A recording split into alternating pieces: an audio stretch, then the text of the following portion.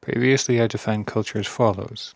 A culture is a set of tools passed by the current 3 living generations of a society to the next generation, such that the next generation can be successful in that society.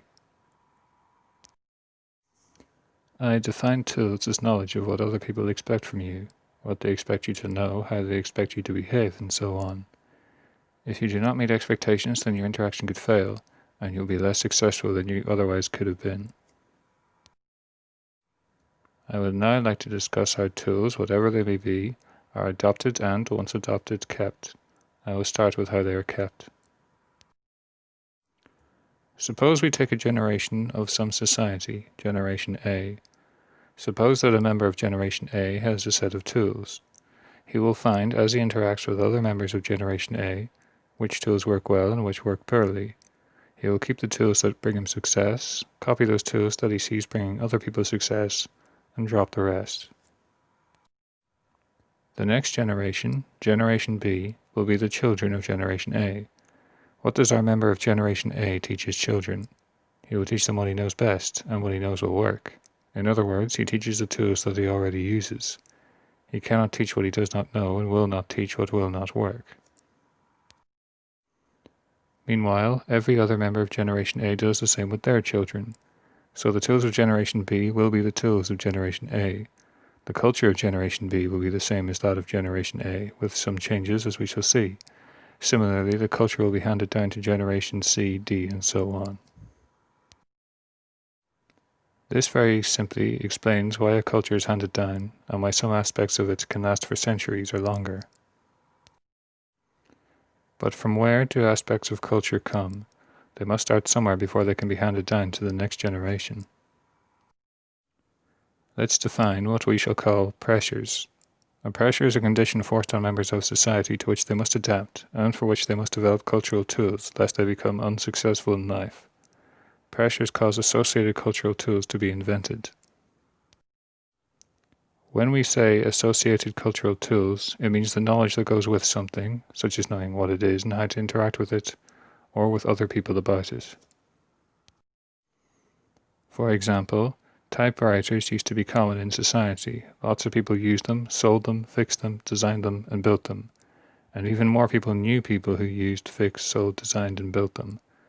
Knowledge of typewriters were useful tools to have. How to use them, where to buy them, the best brands, where to take them to fix them, their strengths and weaknesses, etc. Now we have computers, and with them, new associated tools.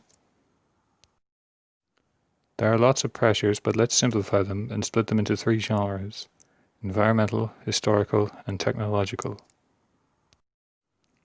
Environmental. These are constant throughout several generations, and exist in the background of people's lives. They can be literally environmental. For example, a cultural dish and the associated cultural tools is affected by what animals and plants are available. Such things are specific to geography. For another example, industries and their associated cultural tools are affected by what resources are available. A coal industry needs coal. Environmental pressures can be man-made, but in such a way that most people cannot change them any more than they could change the environment. Laws or constitutions are examples. A certain set of laws will affect what behaviors will or will not land you in jail, so the people, and with them the culture, will adapt to abide by the laws. Historical pressures.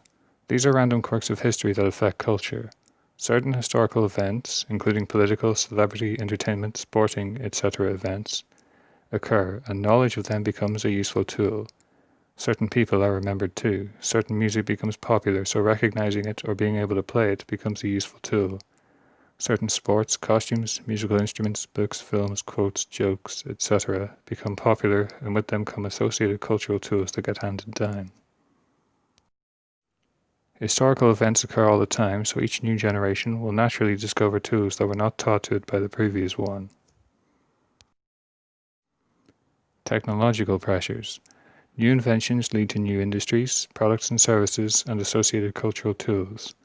The earlier example of the typewriter is an example. Pressures can push tools out as well as bring them in. Pressures introduce tools and change culture as long as the tools are useful and they are handed down, either by the population at large or by small numbers of people. Tools can therefore long outlive their pressures. For example, English and then British colonization put pressure on Irish culture in many ways. English was enforced, so gradually English prevailed. The British pressure is long gone, but English remains because so many people knew it better than they did Irish, so that is what they passed on and have passed on ever since. I hope that this has been a useful explanation as to how a culture is passed down from generation to generation. I hope that it is short enough to be easy to use, broad enough to apply to any culture, so that it is not limited to just one, and accurate enough not to have missed anything obvious or to have made a grave error.